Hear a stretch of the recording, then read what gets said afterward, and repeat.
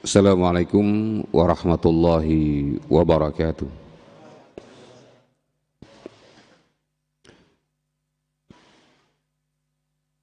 Alhamdulillahilladzi hadana li hadza wa ma kunna linahtadiya laula an hadana Allah. Asyhadu an la ilaha illallah wahdahu la syarika lah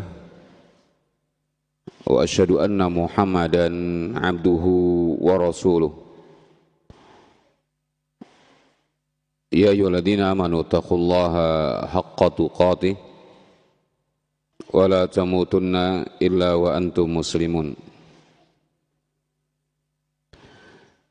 Ya ayyuhan nasu taqu rabbakumul ladzi khalaqakum min nafsin wahidah wa khalaqa minha zawjaha wa batha minhuma rijalan katsiran wa nisaa'a wattaqullaha alladzi tasaaluna bihi wal arham innallaha kana 'alaikum raqiba. Ya ayyuhalladzina amanu taqullaha wa qulu qawlan sadida yuslih lakum a'malakum wa yaghfir lakum dhunubakum wa may yuti'illaha wa rasulahu faqad faza fawzan 'azima amma ba'du fa inna asdaqal hadits kitabullah wa khairul hadi hadi Muhammadin sallallahu alaihi wasallam wa syarrul umuri muhdatsatuha wa kullu muhdatsatin fid dini bid'ah wa kullu bid'atin dhalalah wa kullu dhalalatin finnar. Para jamaah sekalian, azani Allah wa iyyakum ajmain. Satu kesyukuran yang sangat besar kepada Allah Subhanahu wa taala yang dengan takdirnya kita pada malam hari ini bertemu di salah satu di antara rumah-rumah Allah Subhanahu wa taala. Dan ini sudah tertulis 50.000 tahun sebelum penciptaan alam semesta. Artinya sudah tertulis pertemuan kita pada malam hari ini, bukan kebetulan. Tetapi hanya saja kadang-kadang manusia mengistilahkannya kebetulan. Namun dalam hidup ini tidak ada yang kebetulan. Semuanya sudah tertulis. Pada malam hari ini Allah takdirkan kita bertemu di Musholla Al-Hajj Fatimah Samhah. Semoga Allah Subhanahu wa taala memberikan ganjaran yang besar kepada beliau yang berdonasi untuk pembangunan musholla ini dan yang lainnya dan semua pihak yang ikut sampai terbangunnya musholla yang indah ini. Sebenarnya juga ini masjid ya, hanya saja dalam istilah kita menggunakan istilah musholla.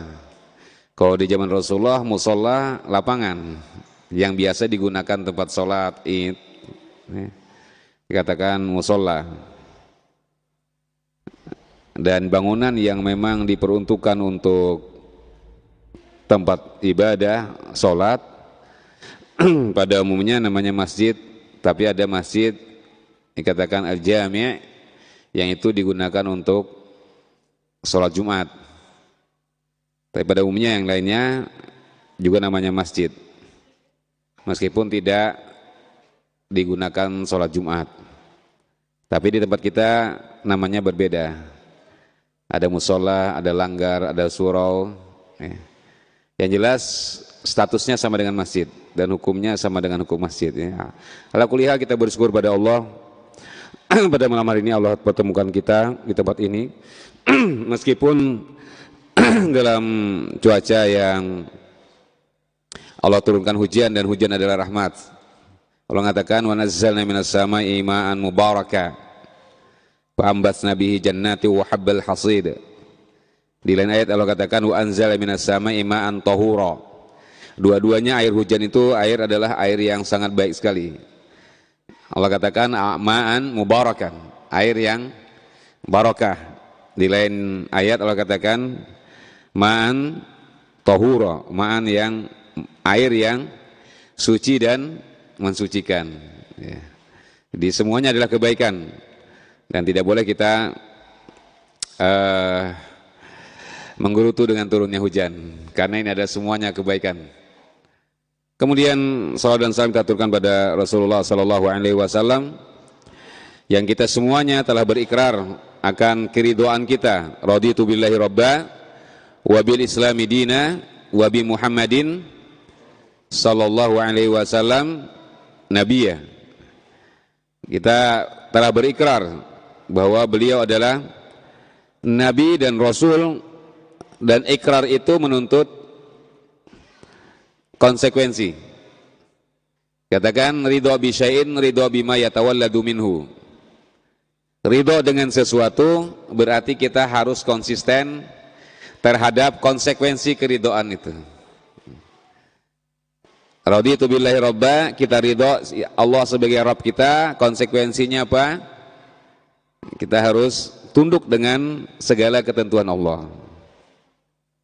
Wabil islami dina, dan kita ridho Islam agama kita harus patuh dengan aturan-aturan Islam. Wabi Muhammadin sallallahu alaihi wasallam nabiyya, maka konsekuensinya kita harus mentaati Rasulullah, beribadah harus menyesuaikan tuntunan Rasulullah sallallahu alaihi wasallam.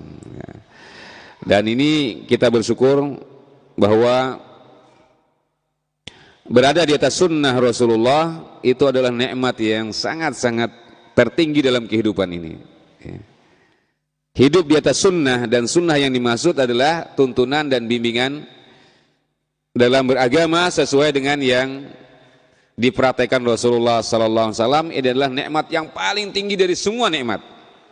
Karena sunnah yang dimaksud itulah Islam, dikatakan oleh Al-Imam Abdul Bar tentang as-sunnah hiyal Islam. Yang dimaksud sunnah adalah itu Islam itu sendiri. Maka dikatakan lazimnya orang yang berikrar ahli sunnah wal jamaah. Ahli sunnah wal jamaah, ahlun artinya apa? Artinya ahlun? Ahlul bait. Ya, ahl apa lagi yang lainnya? Ahlul jannah. Artinya dia yang penghuni atau orang yang memiliki. Berarti dia semestinya harus konsisten dengan apa yang dimilikinya, dijaga dengan baik, dipelihara dengan baik, as-sunnah. Dan ahli sunnah ciri khasnya dia selalu ingin mempelajari bagaimana si sunnah Rasulullah dalam kehidupan ini. Apa saja, dari bangun tidur sampai tidur lagi. Itu ahli sunnah. Jadi bukan klaim saja, bukan sekedar pengakuan, tetapi ciri khas ahli sunnah sebagaimana para sahabat dalam banyak hadis saling bertanya, ya Rasulullah alimni amalan yudkhilunil jannah. Ya Rasulullah, amal keajaranku, amali aku apa? Ajari aku amalan yang masukkan ke surga. Ya Rasulullah hadisni, ya. Hadisni hadisan a'tasimu bihi. Ya Rasulullah, sampaikanlah sebuah hadis kepadaku yang aku dengan itu aku berpegang teguh dengan amalan tersebut. Ya Rasulullah, akhbirni amalan yudkhilul jannah wa yubaiduni 'anil nar. Ya Rasulullah, berikan kabar kepadaku tentang amalan apa saja yang bisa masukkan aku ke surga dan menjauhkan aku dari neraka. Kadang-kadang saya bertanya, ya Rasulullah, ya, bertanya tentang keburukan agar tidak terkena tentang keburukan itu sendiri. Itulah sahabat. Selalu ingin menyesuaikan gerak hidupnya sesuai sunnah, karena ini ciri khas ahlu sunnah. Nah, sekarang kalau kita sebagai ahlu sunnah, kira-kira kita berusaha nggak sudah? Mau tidur sudah menyesuaikan dengan sunnah nggak nih? Ya, doa, ya. Kadang-kadang doa ini buat anak-anak aja, ya. Anaknya TK, ketika mau tidur udah berdoa belum? Belum. Belum Mi, belum Abi, belum berdoa. Jangan berdoa ya. Tahu Abi dan Aminya langsung letak tidur. Iya. Iya. Lah doa ini buat anak-anak TK aja. Iya. Dan kita kadang-kadang begitu keadaannya ya. Anak TK doanya banyak. Nanti setelah SD berguguran. Enggak ada kelanjutannya. Ya. SMP ganti judulnya lagu-lagu. Ya, berubah memorinya yang dari doa kemudian berubah kepada lagu-lagu. Semakin dewasa bukan lagi yang dihafal di samping lagu-lagunya, artis-artisnya. Wah, ya sampai pemain bolanya hafal.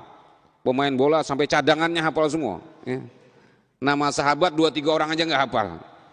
Ya. Di antaranya ya mungkin. Tapi yang jelas itulah realitanya. Ya. Bahwa sunnah dari bangun tidur ya, sampai bangun tidur baca doa. Rasulullah mengatakan seorang kalau tidur dia diikat oleh setan dengan 3 ikatan, ya enggak? Sahih ya. Dengan 3 ikatan. Maka kalau dia bangun kemudian baca doa, dia berzikir, ya doa adalah bagian daripada zikir. Alhamdulilladzi ahyana ba'da ma amatana wa ilaihin nusyur. Ya. Dan kalau bisa ditambah lagi dengan 10 ayat di surah akhir surah daripada Ali Imran, inna fi khalqis samawati wal ardi waqtilafil laili wan nahar la ayatil lil albab ila akhir sampai akhir. Maka Rasul mengatakan lepas 1 ikatan. Kalau dia berwudu yang benar maka lepas 1 ikatan. Dan kalau dia sholat maka lepaslah ketiga-tiga ikatan tersebut dan dia pagi harinya dalam keadaan segar, bugar. Nah, jadi kalau subuh habis subuh ngantuk lagi, ini kiranya ikatannya belum lepas kayaknya. Iya. Kadang-kadang ada ya, saya perhatikan kajian subuh hadir juga. Cuman baru mulai assalamualaikum ustadznya sudah mulai dia beralih ke alam lain. Kayaknya ikatannya belum lepas ini, ya. Ada yang nggak lepas ikatannya, yang mana kan nggak tahu ini ya. Entah bangun berdoanya kah, nggak ada doanya bangun tidurnya sehingga ikatannya masih ada ketinggalan. Ya. Ciri khasnya kata Rasulullah, orang kalau dia benar-benar maka pagi-paginya dia segar. Meskipun dia qiyamul lail, bangun jam 3, dia sholat pagi segar. Tapi kalau nggak lepas ikatannya, udah bangun qiyamul lail udah nggak bangun, ya. Ngepres subuh bangunnya, habis subuh ngantuk lagi. Dan biasanya banyak yang habis subuh tidur lagi. Ya. Padahal perbuatan yang tidak baik, bukan ciri khas orang-orang soleh yang suka tidur subuh hari. Karena Rasul mengatakan waktu subuh itu waktu yang barakah, Allah taburkan barakah untuk umat ini. Nah, di antaranya jelas itu di antaranya ahli sunnah selalu berusaha mencari sunnah-sunnah Rasulullah SAW dalam gerak hidupnya. Ketika sholat dia memulai sholatnya sampai ketika semua gerak hidupnya dia berusaha menyesuaikan walaupun meskipun tidak bisa secara totalitas tetapi selalu berusaha ya, mempraktekkan ini ada sunnahnya. Tidak boleh sunnah dianggap kecil. Mari katakan jangan menganggap kecil suatu kebaikan ya, karena kita tidak tahu kebaikan yang mana akan masukkan kita ke surga. Masuk WC berdoa, Allahumma inni a'udzubika min khubthil khaba'is. Kita nggak tahu, boleh jadi amalan kita yang kita anggap kecil ini justru yang menjadi ya motivasi menambah amalan kewajiban kita yang bisa mendorong kita untuk bisa masuk surga Allah. Wallahu taala alam. Keluar WC ghufranaka. Ya. Makanya kalau pas lagi kena diare ya jangan terlalu banyak menggerutu, berarti sering masuk WC, sering berdoa. Ya, 10 kali masuk WC, 10 kali berdoa terus. Ya. Ya, namun juga berusaha berobat juga ya. Ya, artinya itu juga penyakit, tapi penyakit di samping bisa menggugurkan dosa kata Rasulullah, boleh jadi ini penyakit ini juga memperbanyak pahala kita ya. Namun demikian kita tidak berharap adanya penyakit. Namun bahwa ketika berada di atas sunnah, atas sunnah, dalam keadaan penyakit pun bisa mendatangkan pahala. Dalam keadaan terkena penyakit pun bisa mendatangkan pahala. Ini nikmatnya sunnah. Salat, ketika kita salat, Rasulullah telah memberikan tata cara salat yang mana. Maka Rasulullah mengatakan, "Shallu kama ra'aitumuni usolli." Maka ketika kita salat dan berusaha berada di atas sunnah, ketika kita mengangkat tangan saja, ya takbir menyesuaikan sunnah Rasulullah. Gimana sunnah Rasulullah? Sejajar telinga atau sejajar pundak? Maka ketika kita niatkan sunnah, mengikuti sunnah, mengangkat tangan hukumnya sunnah. Dan menyesuaikan tuntunan Rasulullah, sunnah lagi. Ya, maka ada taburan-taburan pahala di balik kita istiqomah dengan sunnah. Ya, membaca bacaan sesuai tuntunan Rasulullah SAW, Rasulullah baca dengan tenang, tumanina, bacaan.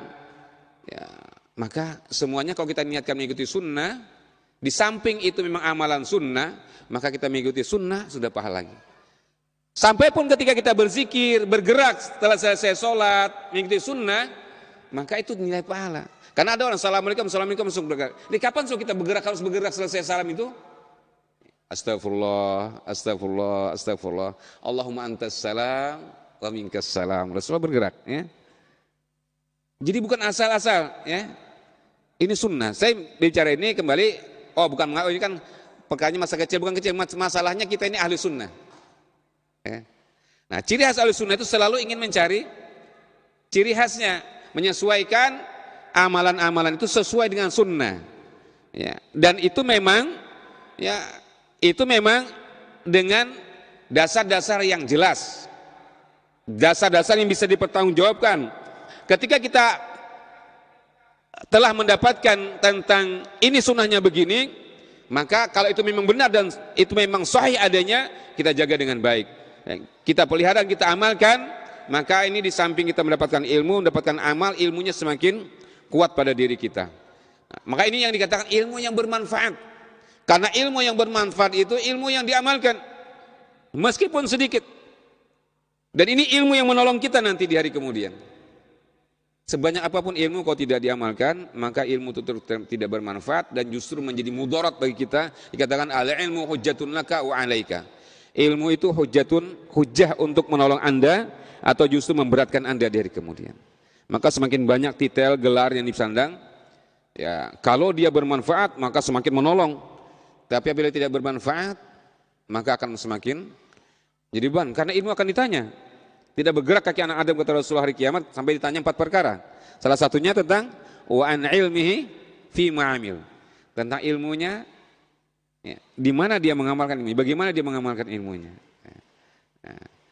Ya, maka dalam Islam sekali lagi, ya, bahwa ilmu itu untuk amal.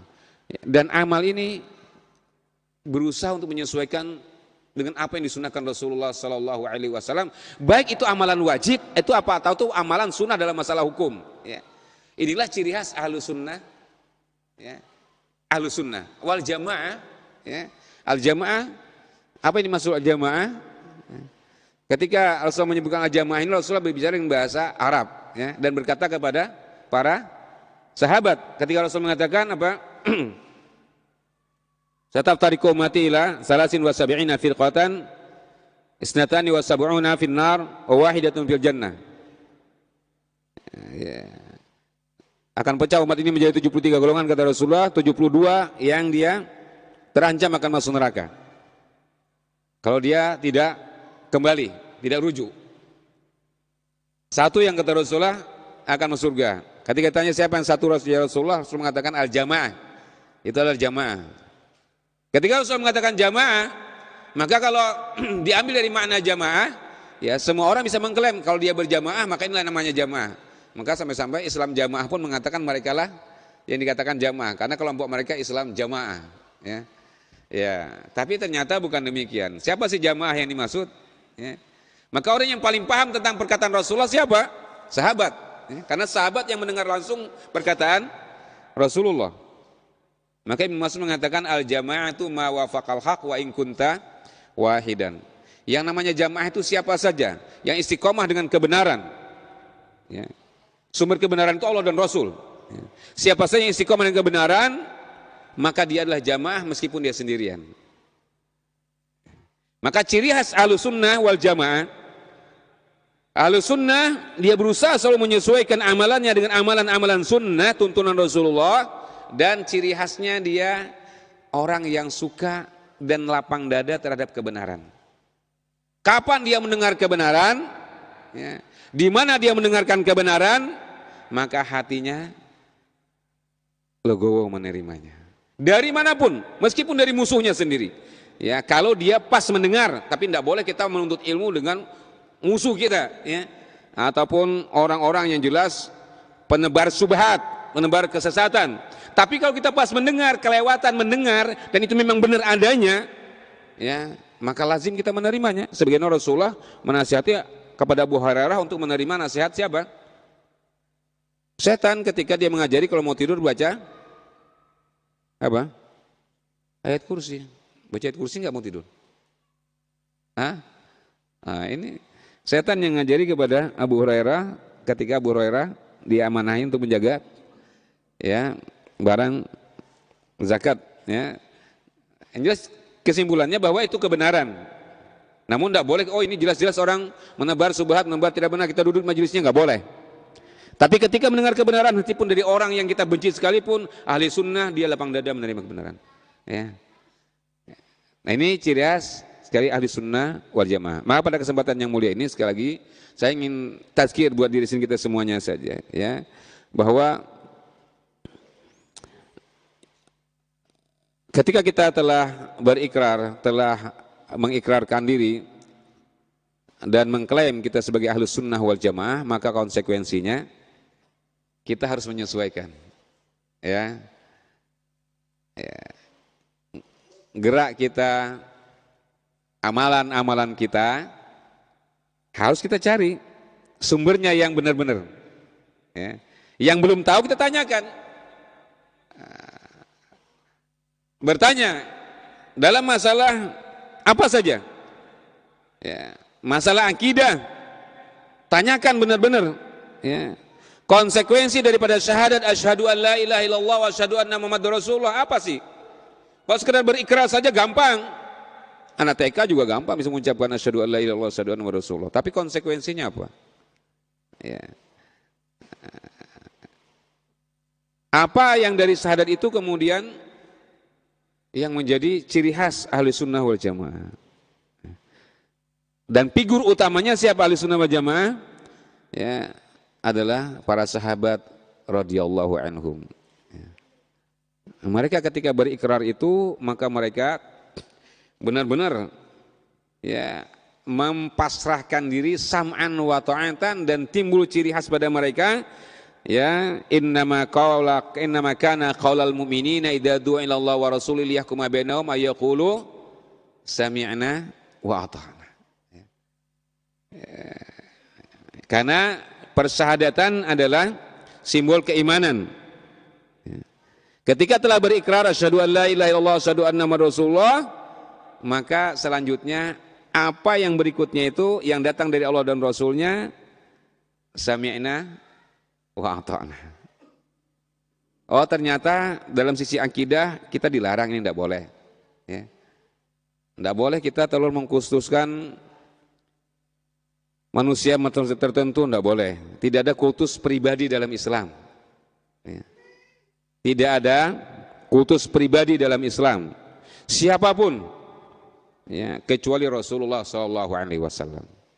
Manusia setelah Rasulullah ya ma'khudun wa mardud, bisa diterima dan bisa ditolak siapapun. Dan ini yang menjadi ikrar para sahabat pun demikian. Dan mereka tidak ingin mereka dikutuk, sehingga Abu Bakar sendiri telah berikrar ketika diangkat jadi khalifah, ya, inni wulitu alaikum walastu bi khairikum, ya, ati'uni ma atatullah fa in asaitullah fala ta'ata li alaikum, kata Abu Bakar. Saya diangkat jadi khalifah di antara kalian, tapi aku bukan orang terbaik di antara kalian. Taati aku selama aku mentaati Allah, dan jangan taati aku ketika aku tidak mentaati Allah.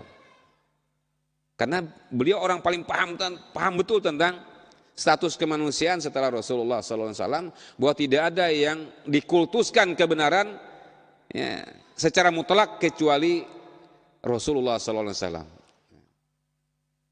Dan sampai siapapun. Maka dalam prinsip-prinsip akidah tidak boleh orang mengkultuskan orang tertentu sampai, ya, maka dikatakan ada dalam, kalau Syekh Fauzan dalam kitab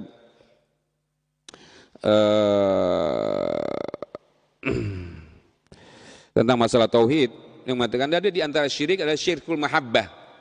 Ya.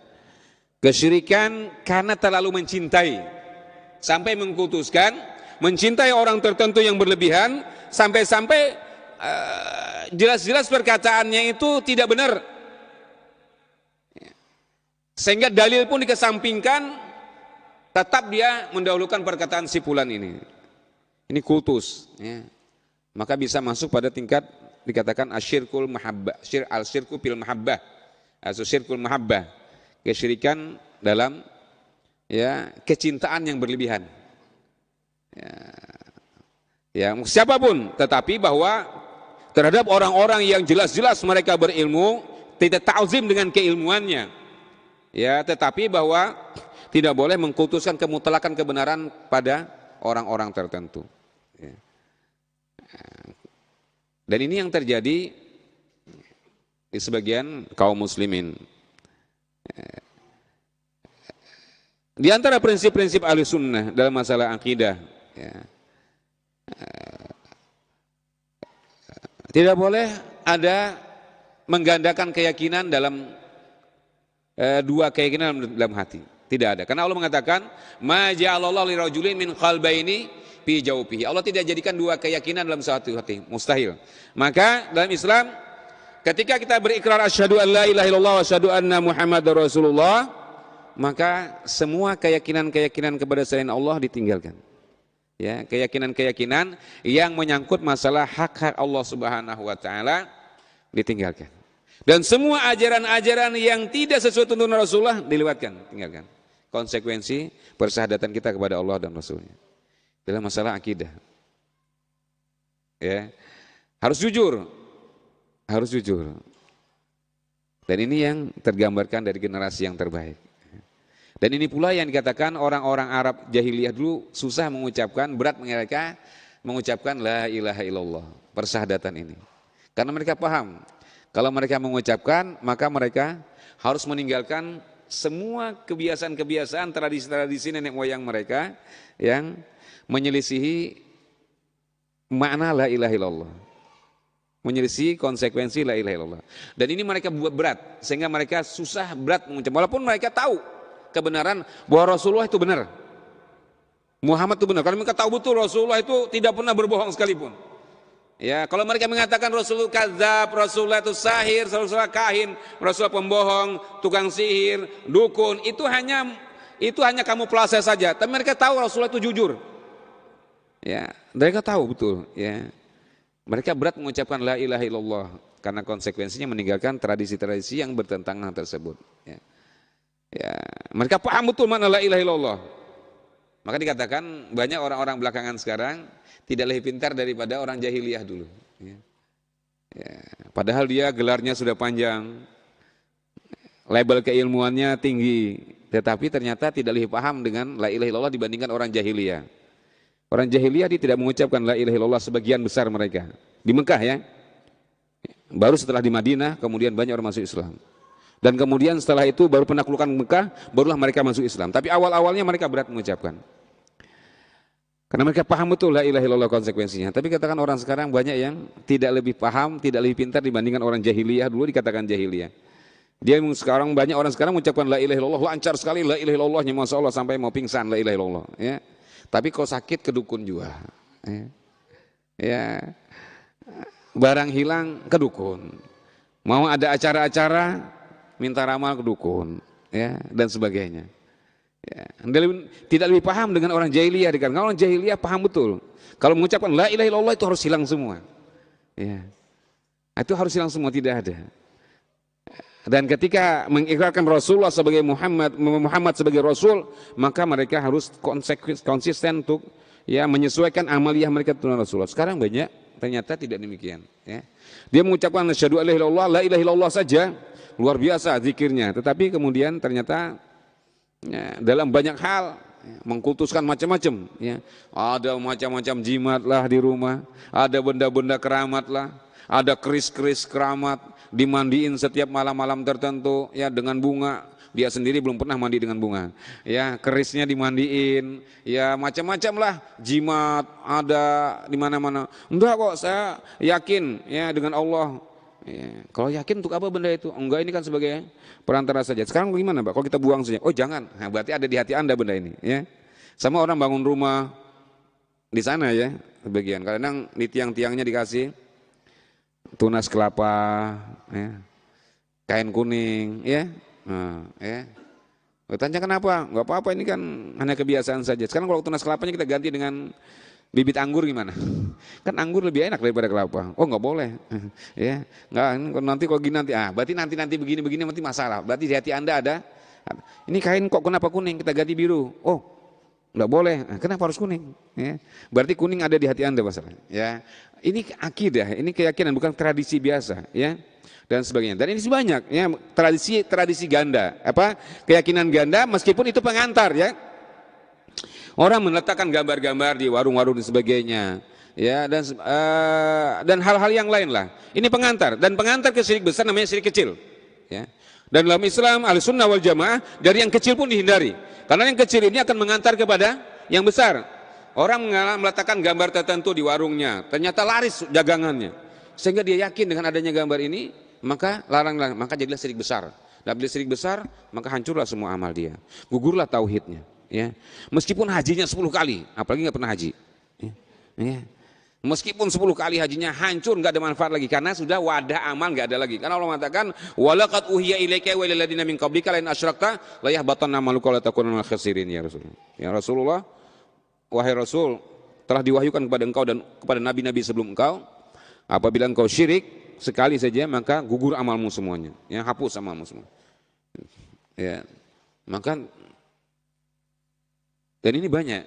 Sekali lagi konsekuensi seorang ahli sunnah wal jamaah dalam prinsip-prinsip akidah, maka dia selalu berusaha untuk menghilangkan segala apa-apa yang bisa mengganggu kemurnian akidah. Kalau masih nggak paham bertanya, karena ini masalah paling penting. Yang paling pertama ilmu kewajiban kita yang pertama kali ilmu yang harus pelajari semestinya adalah apa? Ilmu tentang akidah. Kewajiban pertama, Rasulullah mengatakan thalabul ilmi fardhatun ala kulli muslim. Menuntut ilmu itu wajib bagi setiap muslim. Ilmu yang pertama yang paling pelajari semestinya seorang muslim ilmu pertama tentang masalah dikatakan awwalu ilmin ma'rifatullah. Ilmu yang paling pertama mengenal Allah, tauhid, ya. Tapi bukan ma'rifatullah versi-versi yang macam-macam, semakin tinggi ma'rifatnya semakin syariatnya semakin berguguran, apa itu, ya. Semakin tinggi ma'rifatnya semakin bagus ibadahnya semestinya. Karena orang yang paling tinggi ma'rifatnya siapa? Rasulullah, sampai bengkak kaki beliau sholat. Ini sudah ma'rifat sampai pada tingkat ma'rifat kok sholatnya malah hilang. Loh, ini ma'rifat apa? Bagaimana ma'rifat? Semakin ma'rifat semakin tinggi ibadahnya Rasulullah. Ya. Harta enggak ada nyisa sedikit pun di Rasulullah, ya. Enggak ada nyisa sedikit pun. Rasulullah kalau mau kaya, kaya sekali Rasulullah, ya. Setiap perang menang beliau dapat harta rampasan perang, ya, ghanimah. Ada hak beliau ghanimah. Ya, yas'alunaka 'anil anfal, qulil anfalu lillahi wa rasul. Ya. Orang bertanya padamu tentang harta rampasan perang. Harta rampasan perang itu ada hak Allah dan Rasulnya di dalamnya. Bayangkan kalau satu daerah ya 1/5 buat Rasul. Berapa itu nilainya? Kalau beliau mau kaya, kaya sekali. Tapi apa yang ada pada Rasul? Kadang-kadang bertanya pada istri beliau, apa yang kita masak hari ini? Tidak ada ya Rasulullah. Idan ana shaim. Tidak ada ya Rasulullah. Kalau begitu saya puasa kata Rasul. Ya. Enggak ada tersisa sedikit pun amalan beliau. Ini kan marifat yang tinggi kepada Allah. Marifat kepada Allah tentang nilai harta, ya. Ya, tentang nilai harta. Bahwa harta yang sebenarnya yang jadi milik kita adalah harta yang kita infakkan. Kalau mau kaya benar-benar kaya di akhirat, di dunia ini kaya seberapa sih? Kita kaya, uang kita miliaran, makan sepiring juga. 2 piring maksimal lah sudah. Kalau 3 piring ngalih bahinak sudah. Ya, enggak enak lagi sudah. Enak sudah, ya. Kambing guling apa saja kalau sudah 3 piring, aduh, ya. Itu raum penglihatan sudah, ya. Enggak enak lagi sudah jadinya, ya. Sekaya apapun dan, ya. Nanti kalau mau kaya betul-betul nikmati kekayaannya di akhirat, yang nikmatnya nggak ada putus-putusnya, ya. Jannatun Naim, ya. Surga yang tidak ada kepuasan di dalamnya, adanya adalah nikmat. Ya. Orang berhenti makan bukan karena dia kenyang dan sebagainya, karena dia ingin menikmati yang lainnya saja. Dan tidak ada sakit perut. Kita kalau makan ya banyak duit, juga makan banyak-banyak, ya. banyak duit makan di warung yang paling enak, ujung-ujungnya sakit perut juga. Ya. Kalau sakit perut ke WC ada pulang orang antri 3 orang, aduh hilang semua sudah, ya. Hilang semua nikmat tadi sudah. Ya. Adalah kegelisahan aja sudah, ya. Enggak ada nikmatnya lagi sudah tuh. Senikmat apapun makanan kita, ya. Itulah dunia, ya. Itulah dunia. Maka kalau mau kaya betul, Rasulullah, ya, beliau paham betul, ya. Mau kaya benar, harta semuanya di jalan Allah, ya, habis, nggak tersisa sedikitpun. Cuman kalau kita nggak boleh kita berimpak semua harta. Cuman ini gambaran aja ya. Jadi kalau ada donasi ini, jangan merasa terbebani, ya. Ini donasi lagi. Jangan. Ini mengajak kita untuk jadi kaya yang sebenar-benarnya. Donasi apa saja, ya. Mau musolanya kah, mau pondoknya, mau apa kah, ini peluang kita untuk benar-benar jadi orang kaya yang hakiki, ya, yang sebenarnya. Kekayaan yang dibawa ke akhirat, bukan berhenti di dunia. Di dunia, ya, untuk anak-anak keturunan kita sisakanlah untuk segera cukup bagi mereka. Insya Allah mereka juga ada rezekinya juga sudah. Ya kita topang agar mereka tidak jadi peminta-minta aja lah, ya. Selebihnya udahlah. Kita dulu kan kita diwarisin orang tua kita kekayaan sampai bisa beli mobil. Kita tidak ada warisan orang tua, ternyata bisa aja bikin rumah, ya, bisa aja, ada ya, karena semua orang hidup itu pasti ada rezekinya, ya, jangan khawatir. Tapi pikirkan bagaimana rezeki kita yang bisa melimpah nanti di akhirat, ya, kekayaan sebenarnya. Maka Rasulullah nggak tersisa harta sedikit pun. Kalau kita sekali lagi nggak boleh ya mengimpakkan semua harta, nggak boleh. Paling banyak berapa? Boleh berapa? Berapa? Kurang. 1/3, ya. Paling maksimal 1/3, ya. Karena iman kita mungkin 1/3 aja dibandingkan imannya, ya. Enggak sekuat iman Rasulullah dan sahabat. Abu Bakar ketika ada datang, ya, ajakan untuk menyiapkan orang perang, maka Abu Bakar datang dengan seluruh hartanya habis, ya. Ya. Kalau kita dihabiskan karena kalau bini menggerutu, ya.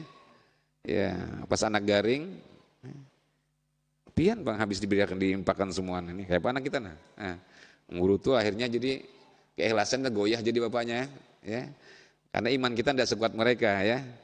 Jadi paling maksimal berapa?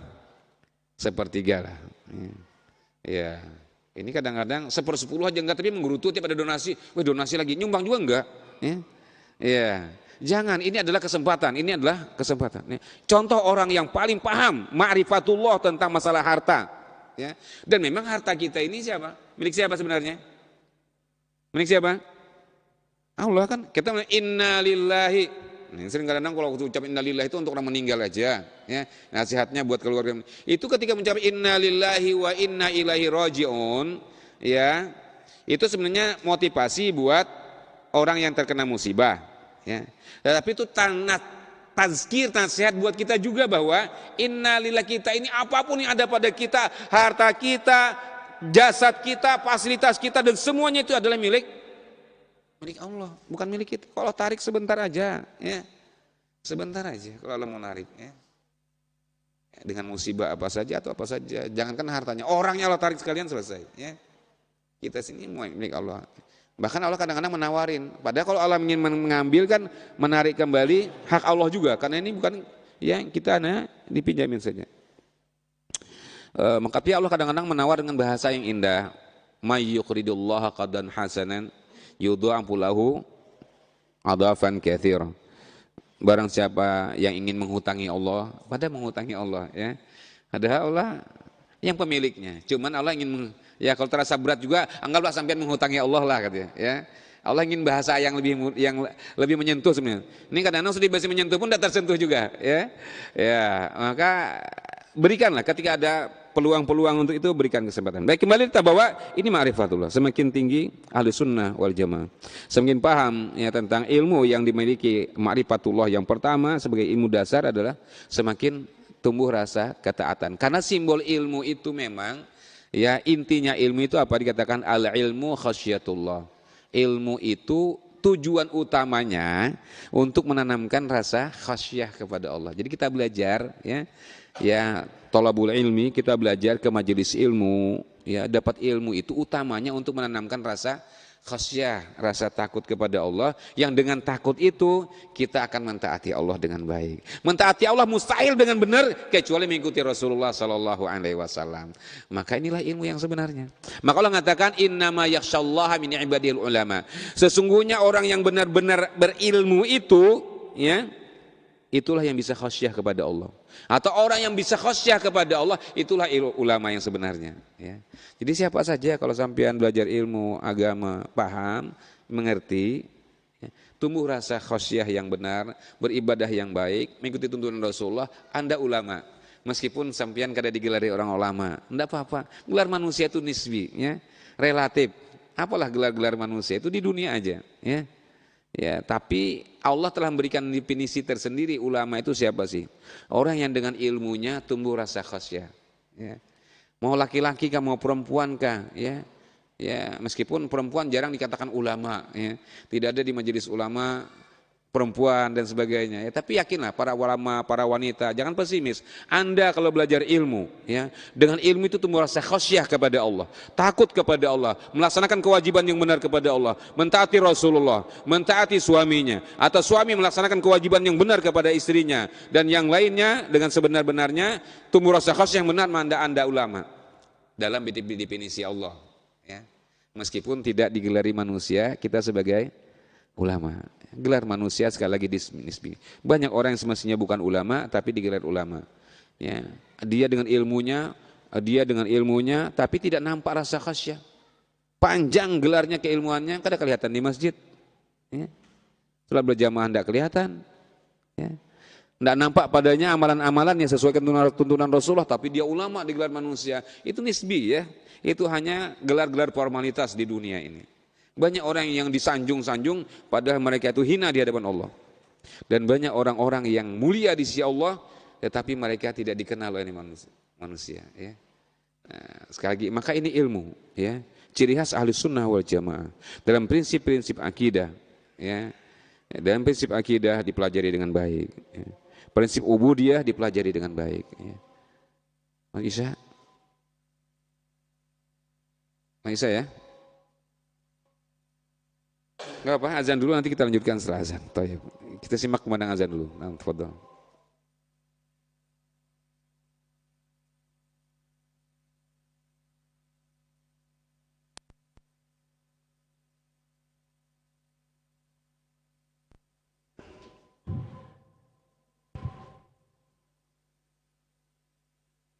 Allahu Akbar, Allahu Akbar. Allah. Allahu Akbar, Allahu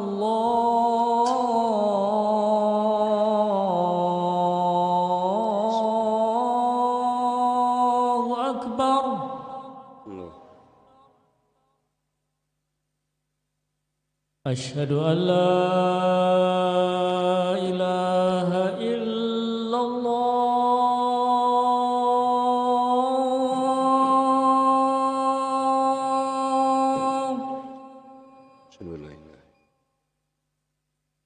Asyhadu an la ilaha illallah.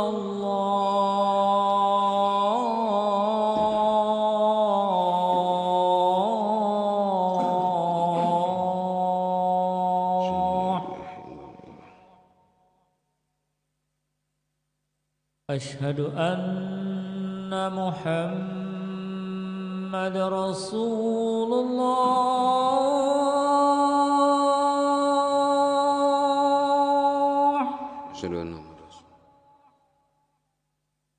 Asyhadu anna Muhammad Rasulullah.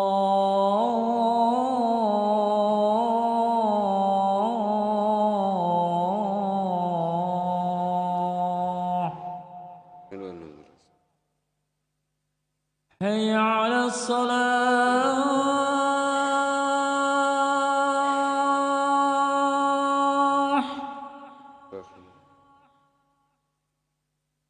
Hayya 'alas salah.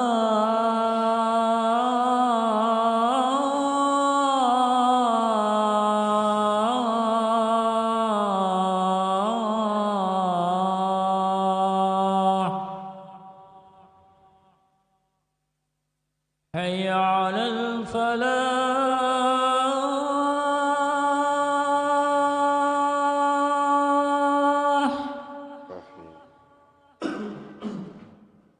حي على الفلاح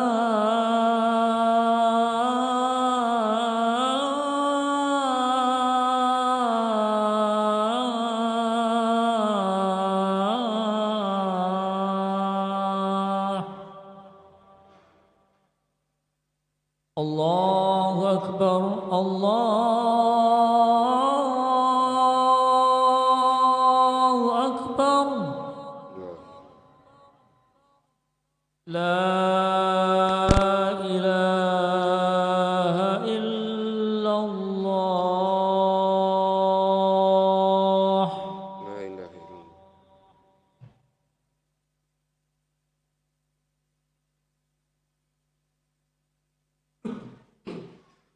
La ilaha illallah. Alhamdulillah wassalatu wassalamu ala Rasulillah. Baik, kita lanjutkan lagi.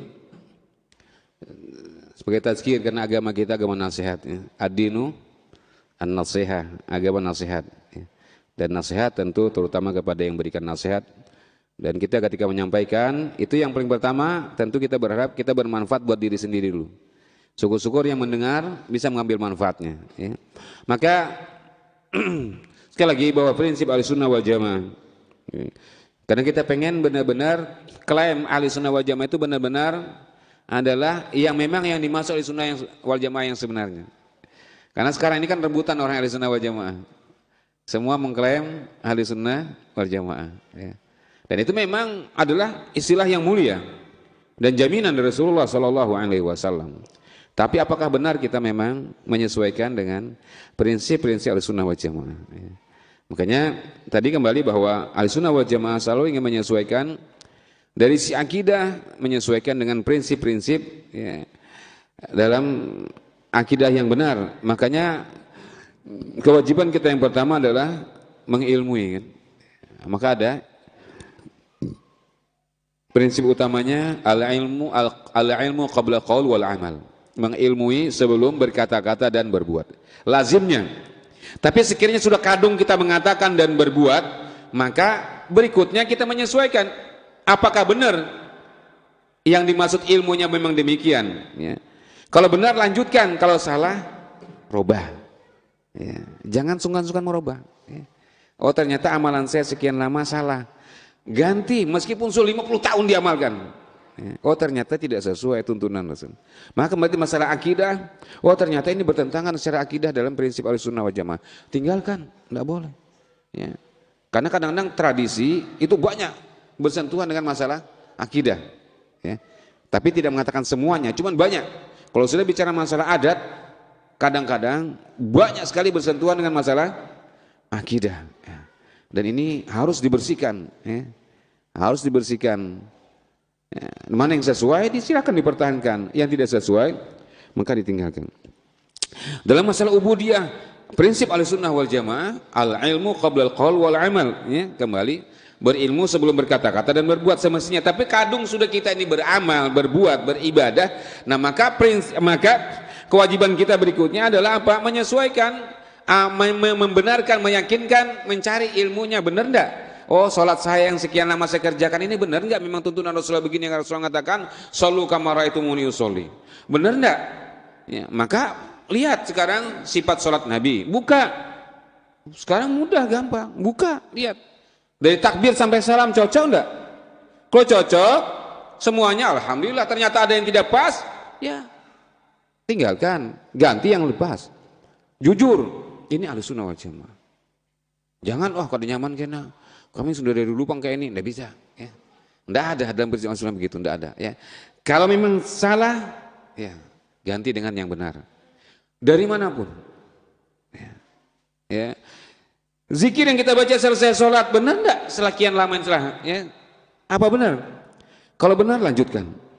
Kalau ternyata salah, ya, tinggalkan. Karena ternyata kita sering dengar zikir sudah dibaca keras, ternyata salah sebenarnya tidak ada, tapi tetap saja dipertahankan ya. Maka kalau memang benar silakan ya lanjutkan, kalau tidak benar Jujurlah kita, oh ternyata sekian lama sudah 50 tahun, ternyata salah, enggak apa-apa. Itu tidak masalah, ya. Tidak masalah dalam agama, karena Allah Subhanahu wa taala Maha Pengampun, Maha Pemurah, ya. Ketika kita, maka dikatakan kalau Anda dengan sisa usia Anda yang ada memperbaiki kekurangan yang terjadi pada sebelumnya, maka Allah mengampuni sebelumnya dan memperbaiki yang setelahnya. Tapi apabila Anda tidak memperbaiki dari sisa usia Anda yang ada, maka Anda akan dituntut dengan kekurangan sebelumnya dan akan terbebani dengan usia yang tersisa lagi, ya. Maka dari masa kalau ternyata salah, ya ganti, ya. Luruskan. Oh, ini ternyata zikir yang diuntukkan begini, ya. Ya. Baca Quran. Yang saya baca ini benar enggak? Ya. Benar enggak? Makhraj yang saya baca ini memang benar enggak? Huruf yang saya baca ini. Huruf Quran. Karena kalau kita baca Quran tidak sesuai hurufnya, enggak jadi baca Quran yang benar. Kalau tidak baca Quran benar, enggak ada pahala. Yang kata Rasulullah, la aqula lil alif lam mim harf walakin alifun harf wal lam harf wa mim harf, ya. Aku tidak mengatakan alif lam mim satu huruf, tetapi alif satu huruf, lam satu huruf, mim satu huruf dan seterusnya. Setiap satu huruf 10 pahala, asal yang dibaca adalah benar-benar Al-Qur'an. Tapi kalau kita membaca bukan huruf Quran, ya, A dibaca A, Shin dibaca Sin, ya. Sod Sin jua, Tha Sin jua, ya. Ha jua, Ha jua, Ha jua. Maka bukan Quran yang dibaca, ya. Nggak akan dapat pahala Quran. Dan itu, ya, bukan prinsip Ahlussunnah wal Jamaah, ya. Ahlussunnah wal Jamaah menyesuaikan. Karena orang beriman, kata Allah Subhanahu wa taala, alladzina atainahumul kitaba yatlunahu haqqa tilawati ulaika yu'minuna bih. Orang-orang yang kami beri kitab, mereka membaca dengan benar-benar Al-Quran, kitabnya. Oh, ahli kitab, demikian ahli kitab yang sebelumnya juga mereka membaca dengan benar, ya. Dan kita pun juga membaca dengan benar. Itulah kata Allah Subhanahu wa taala, mereka yang benar-benar beriman kepada kitab, ya. Maka dibaca kitab kita, sesuaikan dengan apa yang diajarkan Nabi sallallahu alaihi wasallam. Karena kalau bisa khatamkan 1 bulan sekali, usahakan, ya. Jangan kurang dari 1 kali 1 bulan mengkhatamkan, ya. Rasulullah itu kurang apa sibuknya beliau, ya. Ya, kurang apa sibuknya beliau, ya, memimpin dan mengurus semua, ya. Dan beliau mengkhatamkan, menyelesaikan minimal 1 bulan 1 kali, ya. Ya, kalau bisa lebih alhamdulillah, ya. Ya. Maka ketika kita tahu demikian, di antara prinsip Sunnah dengan terhadap kitab kita,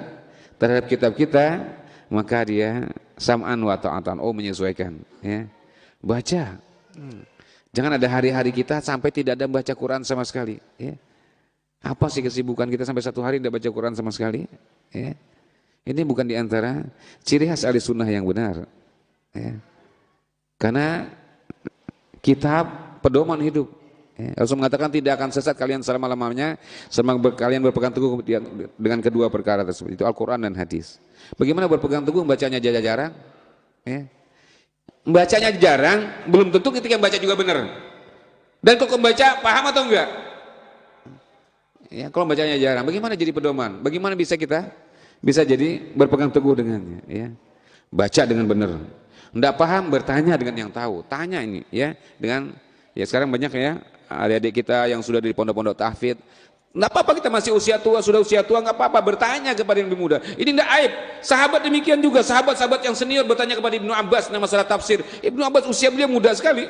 Ibnu Abbas itu lahir 3 tahun sebelum Rasulullah hijrah. Berarti ketika Rasulullah wafat beliau usianya 13 tahun baru. Tapi senior-senior sahabat bertanya kepada Ibnu Abbas tentang masalah tafsir. Hasan al-Basri, ya, Abu Musa al-Asy'ari senior di antara sahabat. Tapi bertanya kepada Ibnu Mas'ud tentang hukum orang berzikir dengan batu-batu. Beliau melihat orang di Kufah berzikir dengan batu-batu, ya. Maka beliau tidak melarang langsung, datang ke rumahnya Ibnu Mas'ud. Dan itu pun beliau menunggu di depan pintu Ibnu Mas'ud sampai Ibnu Mas'ud keluar. Ibnu Mas'ud jauh lebih muda dibandingkan Abu Musa al-Asy'ari. Bertanya, ya, jangan sungkan bertanya, belajar Al-Quran, ya, pelajari makhraj yang benar, ya. Adapun lagu itu kemampuan yang berbeda-beda, ya, masing-masing satu orang dengan yang lainnya. Ada yang diberikan kelebihan dia suaranya, tetapi yang paling penting mengepaskan makhrajnya, mengepaskan tentang panjang pendeknya itu utama dulu, ya, itu yang utamanya, ya. Maka jangan sampai kita lewat hari-hari kita tanpa baca Quran yang benar. Kemudian pelajari kandungannya agar jadi pedoman hidup kita. Ya, itu diantaranya. Ini prinsip Ahlussunnah wal Jamaah. Jadi kita jangan semasa-masa adem tenang-tenang saja. Ya, karena ada tuntutan ketika kita membawa label Ahlussunnah wal Jamaah. Ya. Sesuai nggak sudah kita ini? Kita dengan kitab kita bagaimana? Dan yang terakhir tentu dengan muamalah kita. Ya, muamalah kita Ahlussunnah wal Jamaah sesama Muslim. Ya. Muamalah kita dengan siapa saja diatur semuanya kok, ya. Kita dengan penguasa, kita sesama Muslim, kita dengan orang-orang, bahkan kita dengan orang yang membenci kita bagaimana muamalah kita, ya. Dan kita dengan orang kafir dalam masalah apa? Masalah muamalah duniawiyah, tafadhol, kita terbuka. Tapi ketika masalah akidah, lakum dinukum waliyadin, Ahlussunnah wal Jamaah. Enggak ada toleran dalam masalah akidah. Tidak boleh kita mengucapkan selamat, ya, dalam acara-acara akidah keagamaan mereka. Haram hukumnya, ini akidah, tidak boleh. Prinsip Ahlussunnah wal Jamaah, tidak boleh. Karena ucapan selamat berarti doa. Dan doa keselamatan tidak boleh ditujukan kepada orang-orang di luar Islam yang mereka jelas-jelas menyekutukan Allah. Ya. Maka sampai muamalah jual beli bagaimana dalam Islam diatur dengan baik dan semuanya. Ini karena kita menyandang, sekali lagi menyandang predikat Ahlussunnah wal Jamaah, mudah-mudahan benar-benar adanya yang label itu sampai akhir hayat kita. Karena inilah kata Rasul yang selamat satu ini. Ya. Ini kata Rasulullah, golongan yang selamat, yang dijamin oleh Rasulullah, dan itu garansi dari Rasulullah, pasti dari Allah. Kan Rasulullah wa ma yantiqu anil hawa in huwa illa wahyu yuha. Rasulullah tidak berkata-kata kecuali wahyu dari Allah Subhanahu wa taala. Ya, ini mungkin kedar tazkir ya untuk menyegarkan kita. Alhamdulillah mungkin sudah di mushola ini sudah kajian sudah rutin juga ya. Alhamdulillah. Maka sekali lagi ya siapapun ya. Ya, siapapun yang menyampaikan kajian jangan dibedakan ya, ketika itu ustadz memang beliau menyampaikan kajian dengan prinsip-prinsip Ahlussunnah ya wal Jamaah yang benar. Jangan dibedakan satu dengan yang lainnya. Menghadiri majelis ilmu mulia. Dan kita berhajat dengan ilmu. Kita alhamdulillah sekarang Masya Allah, ya, ustadznya yang datang jauh-jauh ke sini. Dulu para ulama datang dari Mekah ke Madinah, datangi syekhnya. Dari Madinah ke Kufah, Kufah ke Basrah, berjalan. Ya, berjalan. Ya, berbulan-bulan berjalan untuk mencari ilmu. Sekarang ustadznya yang datang, alhamdulillah. Sudah ustadz datang jauh-jauh dari Banjarmasin, kada datang pulang ke rumah. Ya, ya Masya Allah kasihannya. Hanya berapa kilo, 5 kilo, 10 kilo gak datang. Ustadz ratusan kilo ke sini datang. Ya, maka jangan ada uzur kecuali benar-benar darurat. Ya, hadiri majelis ilmu. Ya, kita yang berhajat. Apa yang kita tidak paham tanyakan. Ya, baik di majelis ilmu ataupun di luar majelis ilmu. Kita sangat besar hajat kita kepada ilmu, maka dikatakan hajat kita kepada ilmu lebih daripada hajat kita kepada makanan. Makan 3 kali sehari cukup. Ya, apalagi sudah sekarang camilan banyak. Ya. Ilmu udah ada habis-habisnya. Apa tadi? Anak guring harus dengan ilmu. Menguap aja dengan ilmu. Ya, bersin dengan ilmu. Makan dengan ilmu. Ya. Mau makan bismillah. Habis makan apa kata Rasulullah? Ya, alhamdulillah cukup, lebih dari itu Rasulullah. Barang saya mengatakan setelah makan, alhamdulilladzi at'amani hadza wa razaqanihi min ghairi hawlin minni wala quwwatin, ya, ghufira lahu ma taqaddama min dzambihi. Barang siapa yang mengucapkan setelah makan alhamdulilladzi at'amani hadza wa razaqanihi min ghairi hawlin minni wala quwwatin, ya, maka diampuni dosa-dosanya sebelumnya dengan ilmu. Kalau kita semuanya kerjakan dengan ilmu, maka ini adalah kemuliaan. Maka kita berhajat dengan ilmu. Jangan berat menghadiri majelis ilmu. Selama sekali lagi prinsip ilmu itu ya, ilmu ini terakhir ya penutup, bahwa prinsip ilmu dalam agama Ahlussunnah wal Jamaah apa? Ma qala Allah wa ma qala Rasul wa ma ittafaqa alaihi sahabah. Ini prinsip ilmu. Apa yang dikatakan Allah, firman Allah, dan apa yang dikatakan Rasulullah dalam hadis-hadis yang sahih, dan apa-apa yang telah menjadi prinsip ijma para sahabat. Inilah sumber ilmu. Ya, siapa saja membawa ini dengan benar, ya, maka inilah majelis ilmu yang sebenarnya. Ya, maka datangi, dihadiri dimanapun.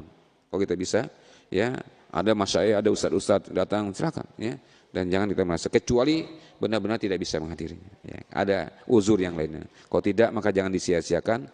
Karena semua kita berhajat dengan ilmu yang tidak ada habis-habisnya.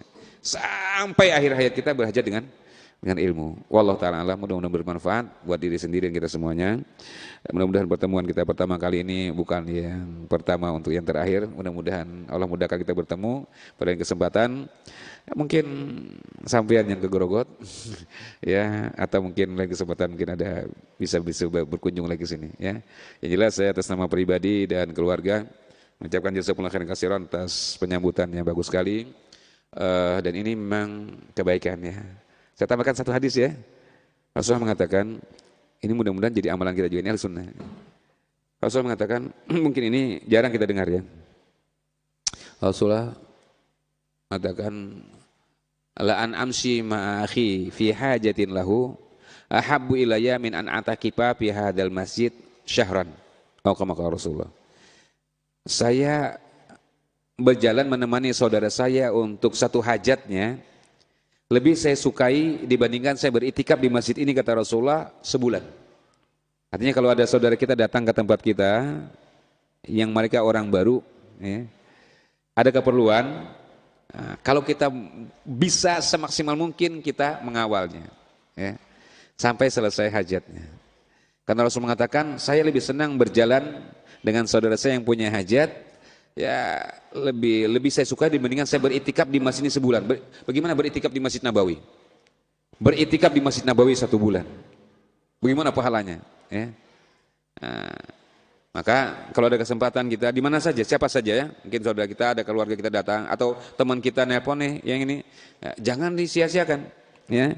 Jangan kita ini ya, ini alamat ini ya, kawal dia ya kalau bisa ya sampai selesai tuntas hajatnya dia. Kata Rasulullah, lebih aku cintai, lebih aku sukai dibandingkan saya beritikaf di masjid ini 1 bulan. Masjid Nabawi loh ya, bukan di musola sini ya. Di Masjid Nabawi kata Rasulullah, di masjid ini. Bayangin, 1 kali sholat di Masjid Nabawi berapa pahalanya? Berapa pahalanya? 1000 kali dibandingkan sholat yang lain. 1 kali sholat. Bagaimana kalau 1 bulan sholat? Dan bagaimana dengan niat itikaf 1 bulan? Itu lebih, kata Rasulullah, lebih aku cintai, lebih aku cintai, lebih aku sukai, ya, dengan aku berjalan dengan saudaraku yang punya hajat. Ya. Ya, ini jazakumullah khairan. Antum mungkin belum dapat hadisnya tapi sudah mengamalkan duluan ya. Jazakumullah khairan katsiran, mudah Allah membalas yang lebih baik ya. Para ikhwas sekalian, mudah-mudahan Allah pertemuan kita dalam keadaan lebih baik lagi. Wa sallallahu ala Muhammadin wa ala alihi wasallam. Subhanakallahumma wa bihamdik asyhadu an la ilaha illa anta astaghfiruka wa atubu ilaik. Assalamualaikum warahmatullahi wabarakatuh.